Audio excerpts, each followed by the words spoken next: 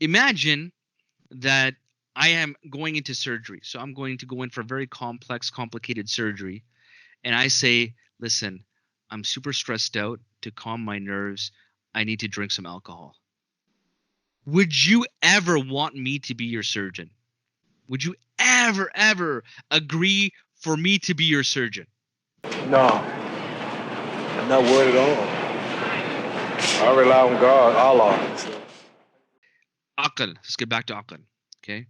Aql, the inherent principle of adhering to the truth is where one restrains oneself from his heart's vain desires. Hawa.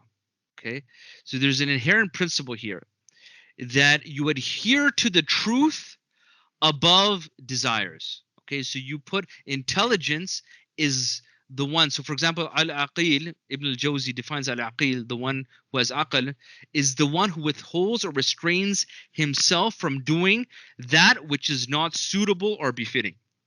Okay, so. And that's similarly what we explained at the beginning of one of the linguistic meanings. Okay, or one of the linguistic meanings of the word aql. Okay, so you can be controlled by your desires. You can be and if you do that, you can use a false sense of logic. So for a person, so for example, we spoke about in the podcast on racism, the race to end ism, that you'll have people who they have racist ideas in their hearts. So essentially, it's pride, it's arrogance. I'm better than you. Okay, as Iblis said to Adam alayhi salam. So they're following the sunnah of Iblis rather than the sunnah of Muhammad sallallahu alaihi wasallam. So when you're following that, then what do? They try to justify it. They try to rationalize it. Oh, but you know what?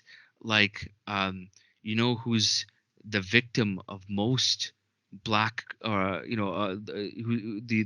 perpetrators of the most black crime, so the against black people, are actually black people, right? So they use this statistic. You see, racists use this. Oh, you shouldn't blame police. You shouldn't blame, other races. Uh, and these are the same people who tout racial superiority, but that's with any race. That's with your any people. The biggest victim of the biggest perpetrators of white crime, that perpetrated on white people is white people. Similarly with black people is black people. Okay, so uh, when you use false logic, it can become very, very destructive. Very destructive. So, for example, a person can use false logic. They can say to themselves, "Listen, uh, I'm I'm super stressed out. Okay, and for me to calm my nerves, um, I need to smoke some marijuana. Okay, or I need to uh, drink some alcohol." So you can have that logic. So it's a false sense of logic. Why is this a false sense of logic? Firstly, I've heard this by many people who drink, who get high. They're like, before I can make this decision, I'm so stressed out. Before I can make this decision, I need to, have a drink. This is an important decision. I need to have a drink. This is an important decision. I need to get high. Now, what what is wrong here? Why is that a false sense of logic, but it's based on a person's hawa? It's based on not their aql, but their hawa. Imagine that I am going into surgery. So I'm going to go in for very complex, complicated surgery. And I say, listen, I'm super stressed out. To calm my nerves, I need to drink some alcohol. Would you ever want me to be your surgeon? Would you ever agree for me to be your surgeon?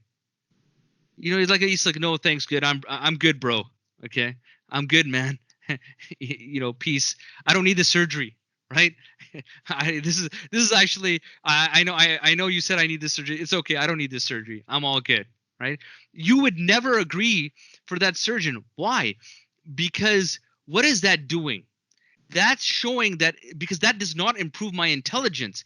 alcohol, why do they arrest somebody when they have a certain uh, they pass a certain threshold of alcohol in their bloodstream when they're driving? Because you make poor decisions. This is something that we all understand. When you're high, you make poor decisions because it affects your aql, it affects your intelligence.